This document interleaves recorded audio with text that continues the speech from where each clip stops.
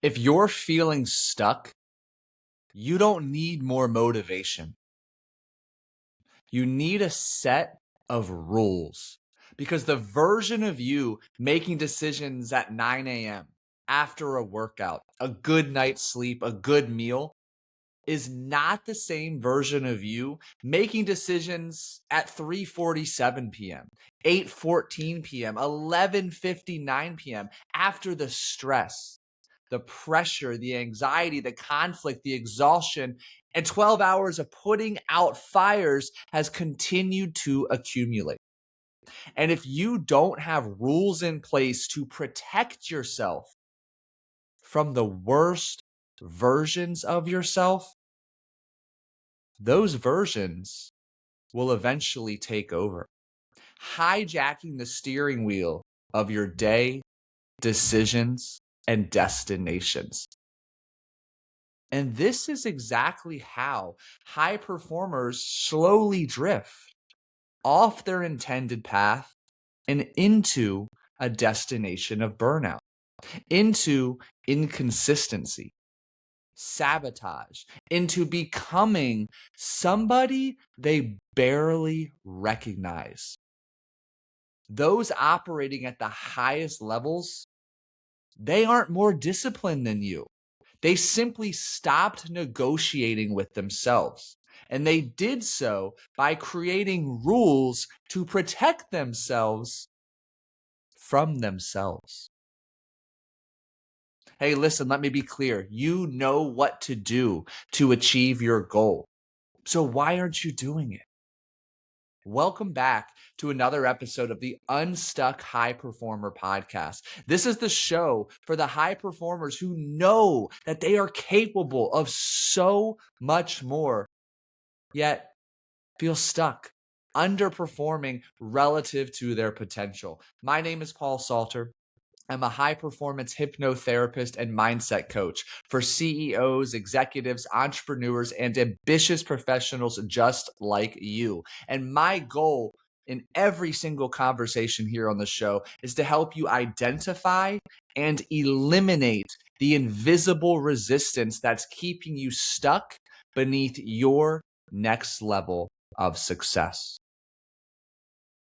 I'm excited for today's conversation. We've got a lot to discuss. I had a lot of fun organizing stories, notes, all of the key points that I want to share with you. As always, have something handy to take notes on or with. A lot of information. We're going to move quick. Let's dive in.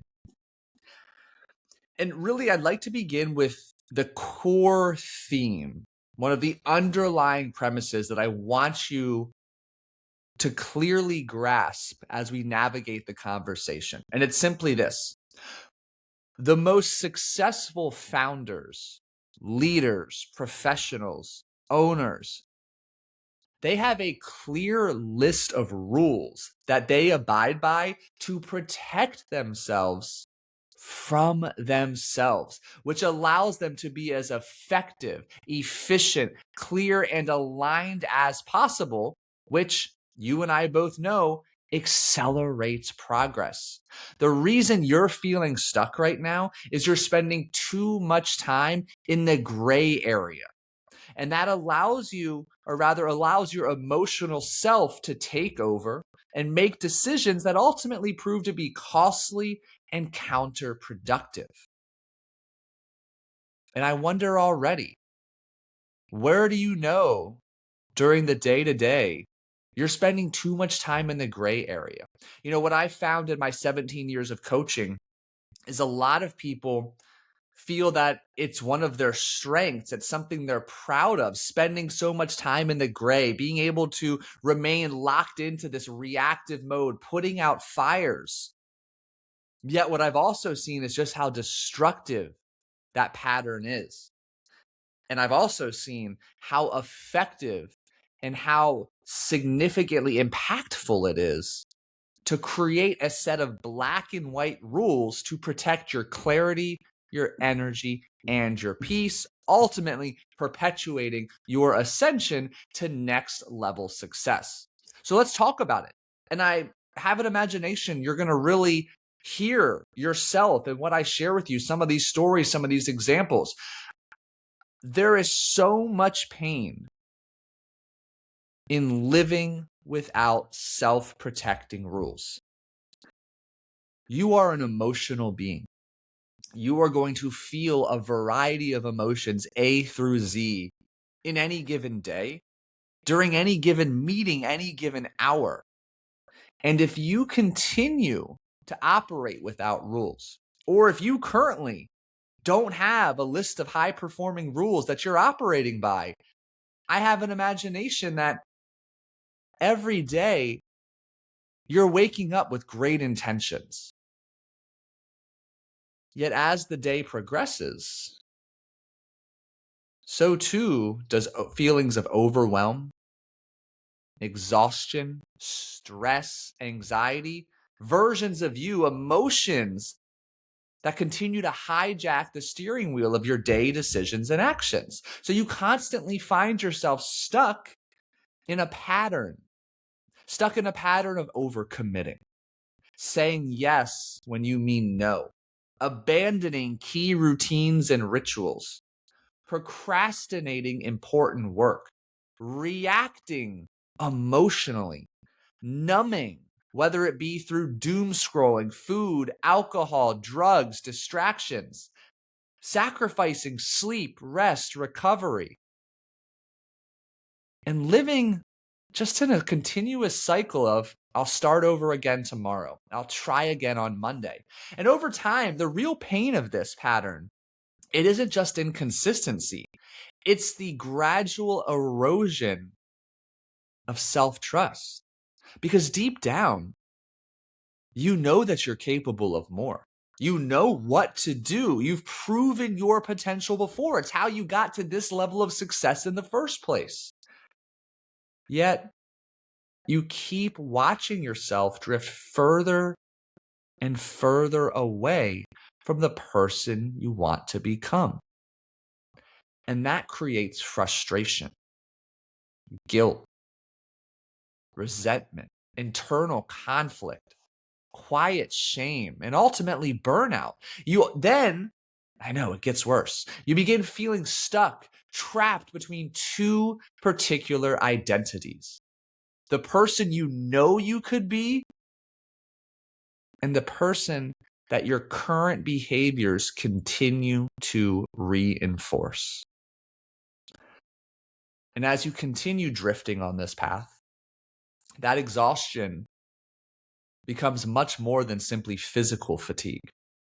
It becomes emotional exhaustion from constantly negotiating with yourself.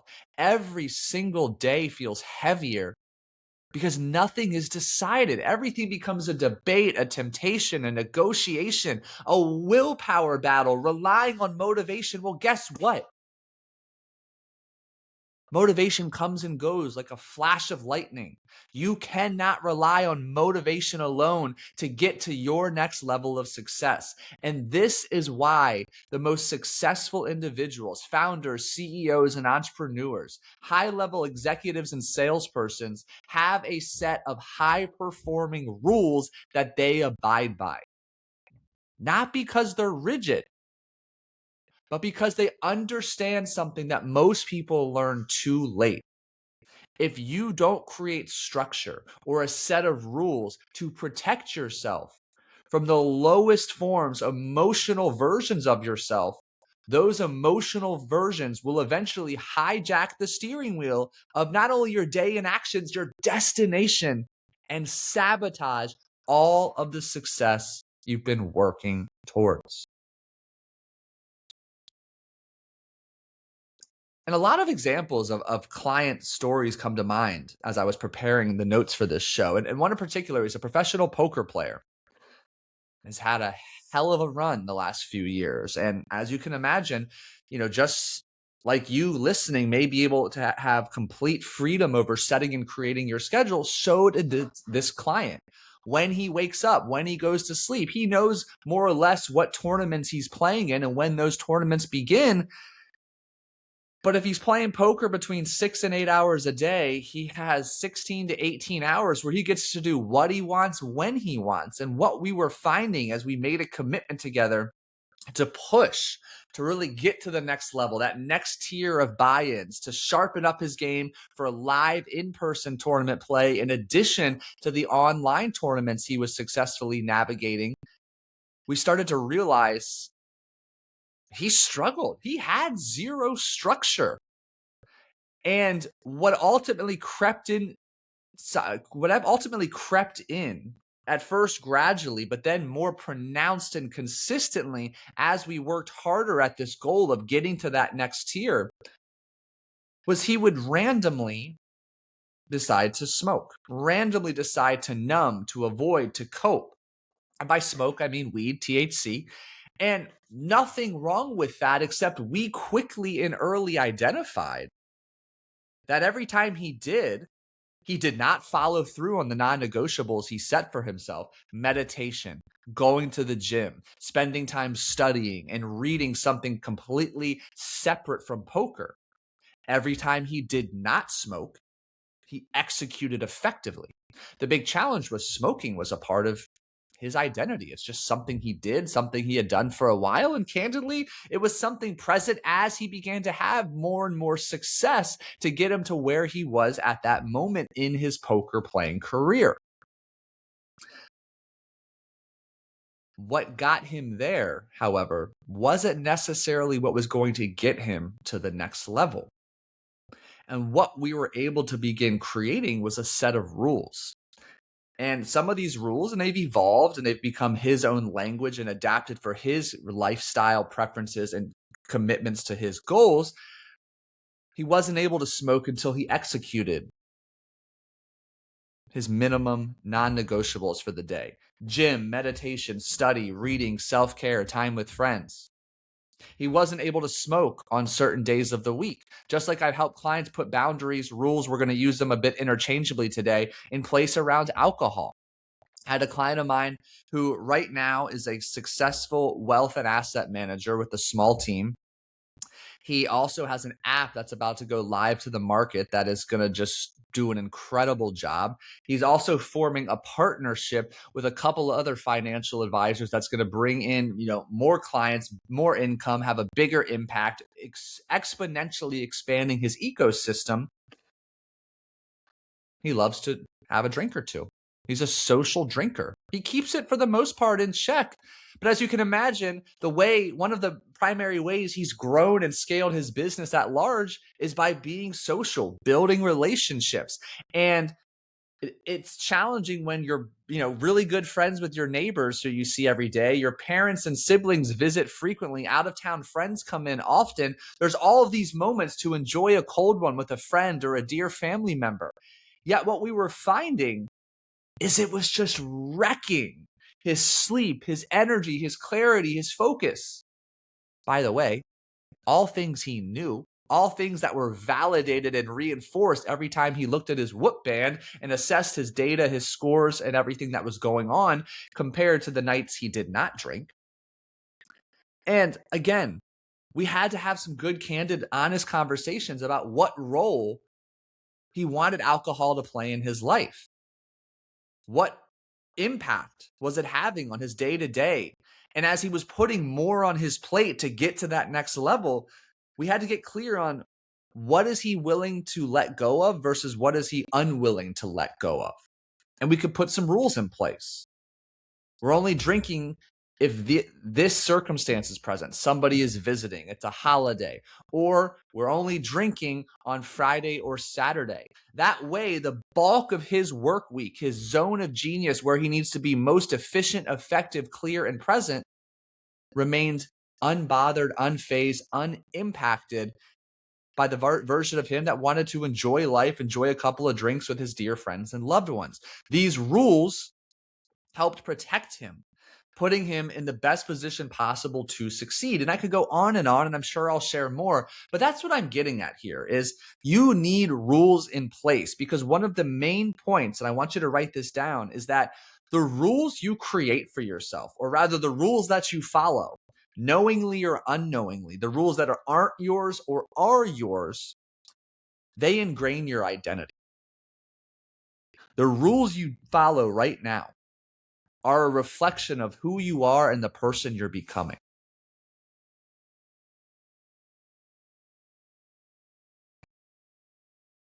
And there are many mistakes that people make when it comes to setting, creating, and following these rules. But what I need you to first and foremost understand is at the end of the day, the rules are designed to protect you from the sleep-deprived version of you, the overwhelmed version of you, the anxious version of you, the burnt out or ego-driven version of you. You need rules that allow you as much opportunity as possible to be at your best. I mean, think about it like this. Imagine giving your most exhausted, emotional, impulsive self unrestricted access to your Amazon account at 1 a.m. What would happen? I imagine it would be a quick cycle of impulse purchases. I probably have like hundreds of items saved in my cart in the save for later section. That's crazy. I digress. If that situation were to play out, dozens of impulse purchases, I imagine, would be executed, followed by immediate regret, yet then short-term emotional relief, followed by long-term consequences. And that's exactly how you're running your life right now without any rules in place. You're allowing temporary emotional states to make permanent or long-lasting decisions. Having a set of rules prevents temporary emotions from hijacking long-term goals. Now, something noteworthy that high performers do is, first and foremost, they have a set of rules. And we're going to get into that. We'll talk some tactics. We'll really discuss how to build these rules. But something also noteworthy that the best of the best do is they create rules that most people are too afraid to create. Look, society at large is attempting to condition you to be average.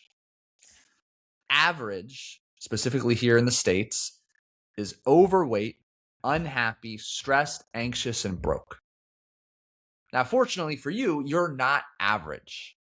You are listening to a podcast, you're picking up what I'm putting down, this messaging, my podcast here, the wonderful guest I have has resonated with you, it's attracted you, which means you are trending further and further away from average. However, the uphill battle you climb is that you are not wired to thrive. You are wired to survive. Survive in this case meaning fit in, to be accepted, to belong, and to connect with average, with ordinary, with the common folk, if you will. So that's an invisible uphill battle you're constantly fighting. And those lower, primal, emotionally charged versions of you are rooted in going backwards, regressing to average, ordinary, those lower operating levels and states. Elite performers do something different, where an average performer is going to conform to societal expectations, workplace norms, hustle culture, people pleasing, accessibility. You know, those real estate agents, it drives me crazy. If you're a real estate agent, listen up. You don't need to be accessible 24/7. You don't need to be taking calls and emailing at 11:30 at night. Fucking get some sleep so you're clear-headed tomorrow, can rock and roll. Have rules, have structure, have boundaries. Elite performers ask different questions. What actually produces my best work? Like, when during the day are you most effective? And what are the triggers, the routines that allow you to feel clear-headed, sharp, focused, energized, present, locked in? What protects your energy? High performers are incredibly clear on what gives them energy and what rapidly depletes them of energy. What keeps you emotionally regulated? Exercise, sauna, cold plunge, meditation, breath work. High performers are incredibly clear on those trigger steps, those tools and routines that allow them to remain emotionally resilient rather than emotionally fragile. What allows me to think clearly? What helps me sustain success long term? When they get clarity and answers around these questions, they use that data, that information to create rules. Because the strongest, most successful, high performing people do not trust their emotions in the moment. They trust the systems, the set of rules they've created beforehand. And another way to think about rules is as proactive, made for you decisions ahead of time. And a quick example, and this is something candidly I've struggled with. I enjoy a good drink. Love me a good margarita, an old fashioned. For whatever reason, alcohol and my body do not get along, do not agree with each other. I mean, literally within 15 or 20 minutes of having a sip, it's so sad. Or is it? I don't know. But of having a sip of alcohol, I get incredibly congested. My nose starts to run. And eventually, if I push through that, I get a headache. I sleep absolutely terribly. But for a while, there's been this constant teetering, if I'm being candid and honest, waffling back and forth. Do I drink? Do I not? Do I drink during certain occasions? And I have not been perfect. I've been through that cycle of, letting an emotion take over, trying to live in the moment, trying to fit in, trying to people please. And I've experienced the accompanying shame, regret, hesitation, uncertainty, the eroding self-trust, because there is a part of me, the alcohol is going to take the edge off. I'm going to get to bond, connect, belong, feel accepted. And there's a part of me that feels like shit, knows it wrecks my sleep, which trickles into the next day, throws me off my game, takes me off track, and holds me back from doing what I want to do. And I've battled some constant, devil on one side, angel on the other. And the rules that I have found to help me be most effective is simply ingraining it into my identity. And at certain times, it's looked like I don't drink. I only drink when I'm out of the country. I don't travel out of the country that much right now. I got a little boy at home. And, although I've taken him to Costa Rica, we don't have any big international trips on the horizon. But for me, this rule has really become embedded in my identity. And as a result, it makes decisions a lot easier. I mean, think about this. If you have ever been on a diet before and you enjoy great food, the occasional drinks, you step into a different identity when you are dieting. And it's a uniquely relatable identity because a billion people are dieting at any given time, and people understand the sacrifices that come with dieting. When you're dieting, I imagine you use that as a tool. Oh, I can't eat this or I can't drink because I'm dieting. People quickly understand, they get it. It's the end of conversation.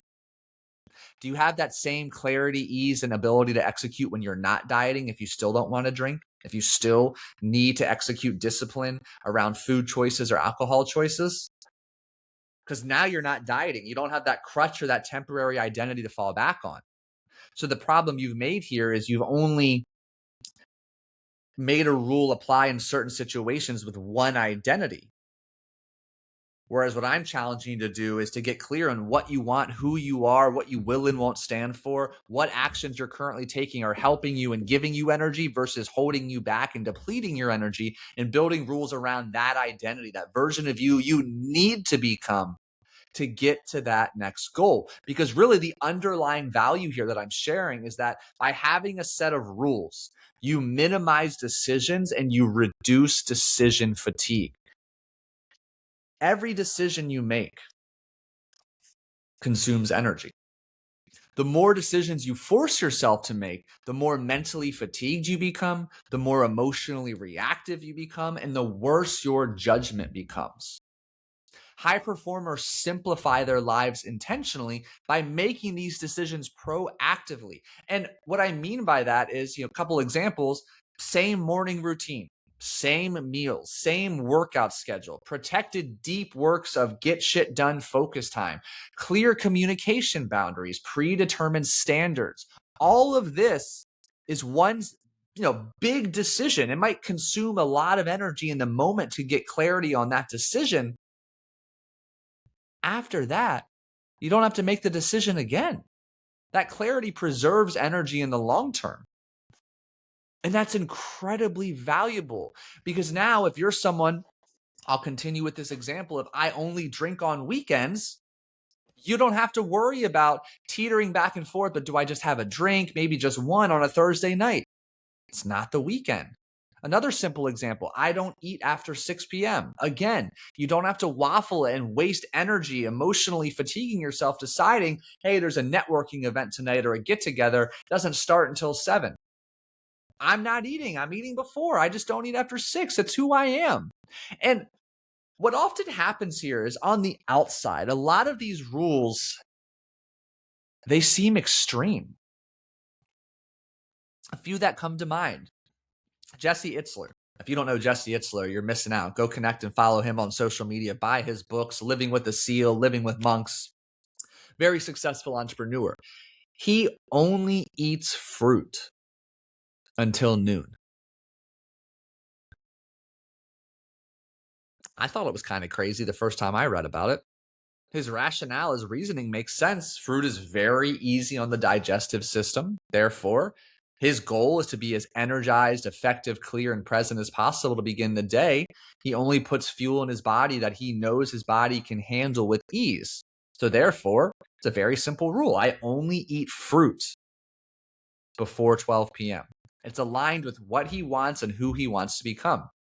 Andy Frisella, 75 Hard. I imagine you've heard of it. It's just a simple set of rules. And these rules were intentionally created by him long ago, many years ago at this point, which is funny to say, to help him achieve a goal of losing weight, getting down to a body fat percentage. He had a side wager going on with one of his friends. He had a timeline. And yet these action steps were aligned with helping him to really knock out two birds with one stone, in that he could lose weight and achieve his goal, but also continue crushing it in his business. And what was born was 75 Hard. And it's incredible. I've completed 75 Hard on 4 separate occasions. They are just simply rules to be as effective as possible. And the rules that he's chosen happen to be pretty universally applicable and beneficial to all. So these rules on the outside, they might seem a bit crazy, but you have to be crazy to get to and achieve the level of success you desire. You can't be average. We talked about the pitfalls and the woes of average earlier.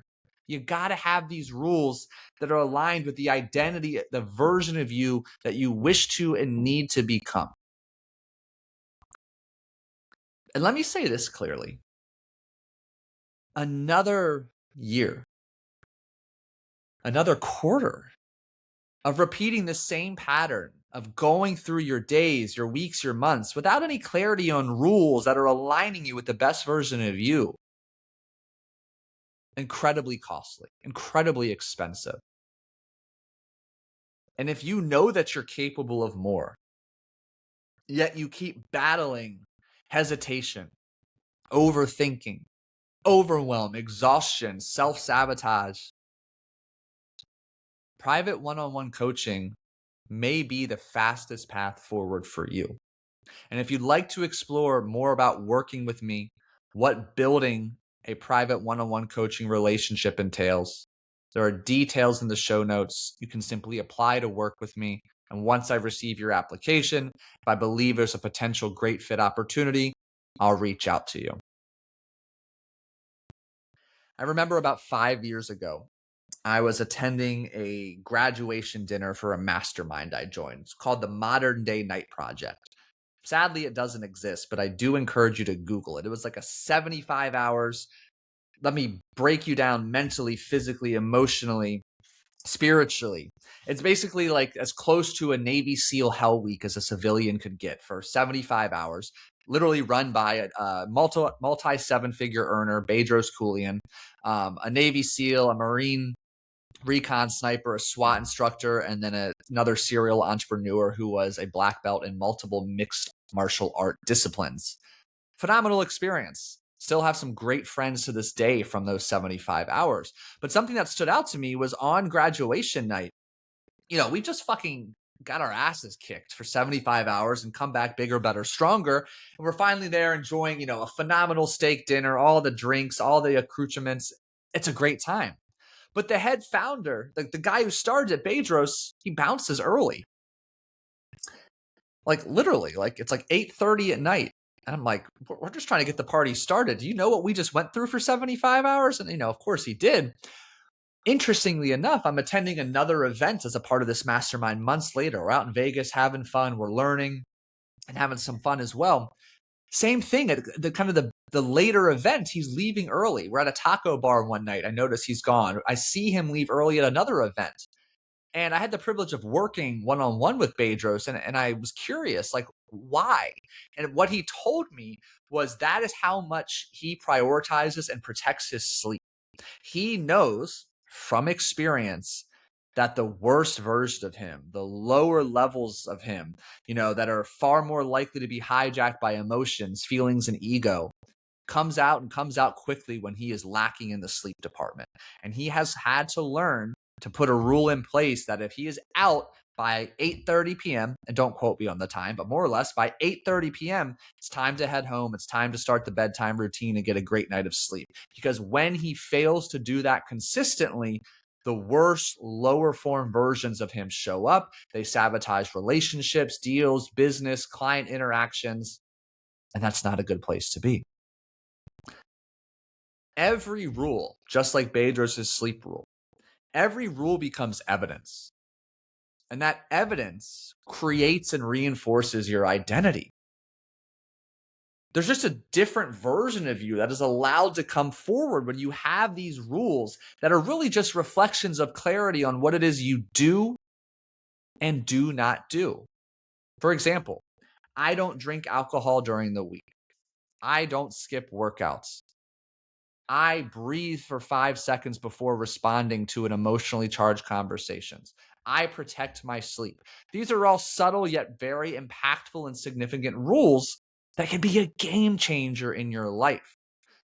And eventually these rules work cohesively. They form a set of systems that allow you to create this operating system that is locked in and aligned with the version of you need to become to achieve your goals. Now, I mentioned earlier with some extreme examples, Jesse Itzler, Andy Frisella, even Bedros' example is rules are going to make you stand out. Rules force differentiation. And most people fear creating these types of rules because they do make you visible. I've talked about it before, but one of the most common fears I help my clients deal with is a fear of standing out. I mean, first and foremost, it's a literal threat because everybody else is wired to be average. And here you are trying to step further and further into being excellent, to being great, to being incredible. And there's an invisible threat that poses an opportunity for resentment, anger, envy, jealousy, or the abandonment of relationships with people you were formerly close with.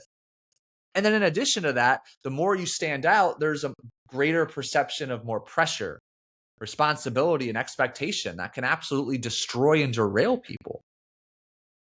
Rules force you to disappoint people,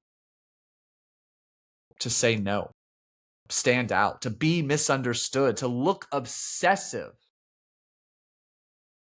And many people would rather stay exhausted than risk judgment for standing out. And what I need you to hear is that the moment you create rules that protect your peace, productivity, and potential, people benefiting from your lack of boundaries in the past start to become uncomfortable. And again, that can be threatening, can be uncomfortable for you.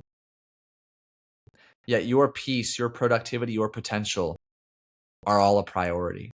And you alone are the only person who experiences the consequences of not having rules or not abiding by the rules that you set. And at this point, there might still be a part of you, if you don't have any rules in place or you've struggled with consistent execution, who has a little thought in the back of your head that rules are just too restrictive.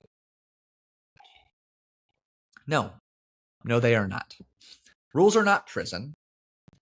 Think of them as guardrails. Like, guardrails literally exist because engineers understand something very important. Even good drivers drift when conditions get difficult, whether it be rain, fatigue, darkness, distraction. Guardrails exist for the moments you're most likely to lose control.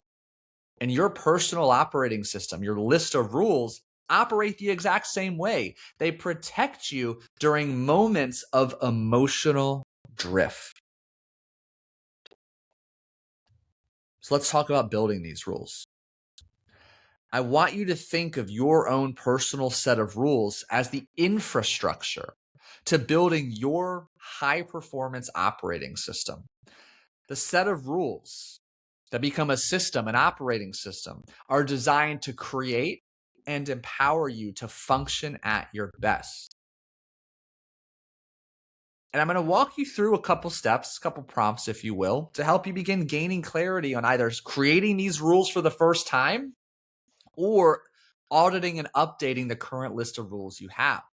And the first thing you need to do is simply identify points, patterns especially, but patterns and points of indecision, uncertainty, and sabotage that are showing up in your life. What are these moments and decisions costing you? Physically, financially, emotionally, mentally, spiritually.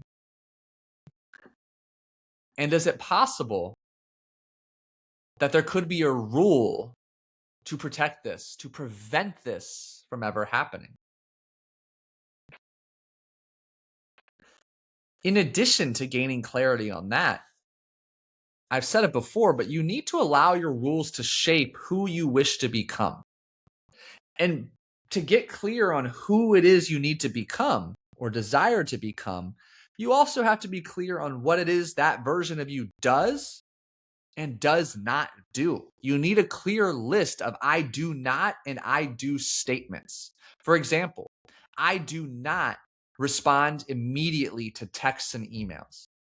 I do not abandon or skip workouts because I'm stressed, overwhelmed, or busy. I do not make emotional decisions. I do not overcommit to avoid disappointing people. I do protect the first 3 hours of my day. I do invest in exercise and self-care daily. I do leave space in my day and my week for rest, recovery, and play. These are a couple examples. These rules need to be applied to the key domains of your life: your fitness, your family, your business, your finances. Every domain of your life, however you break it down, categorize, and organize it, should have a list of rules. And you can get so granular here, and I don't want you to get lost in the weeds. Start with just 5 rules that help you navigate both your days and 1 week at a time, a full Monday through Sunday. What are the handful of 3 to 5 rules that you need to begin abiding by and following to keep you operating at your best, to keep you feeling at your best, remaining clear-headed, locked in, and on path with your goals and the version of you wish to become? The goal is not to control every part of your life. The goal is to protect yourself from the predictable moments when pressure, exhaustion, fear, anxiety, and emotion try to pull you away from who you're trying to become. Because success is not built from your best moments. It's built from the rules that protect you during your worst ones. And the people you know who are operating at the highest levels, they've had these rules in place for a long time, which has allowed them to stop negotiating with themselves, with those emotions, and remain locked in on their path to leveling up. I thank you for listening to today's episode. If you found it valuable, share it. My ask is that you share this episode with another high performer in your circle. And if you haven't done so, leaving a rating and review on Apple Podcasts or Spotify, it goes a long way in supporting the show. It's greatly appreciated. And if this episode resonated with you, take that seriously. It usually means part of you knows it's time for change. Time to create and abide by a specific set of rules designed to help you get unstuck and out of your own way so you can lock in and level up. And if you're ready to accelerate the timeline to ascending to your next level of success, private coaching is a surefire, fast-track way to do that. And I invite you to learn more and to apply for one-on-one private coaching by visiting the link in the show notes below. Thank you again for tuning in to another episode of the Unstuck High Performer Podcast.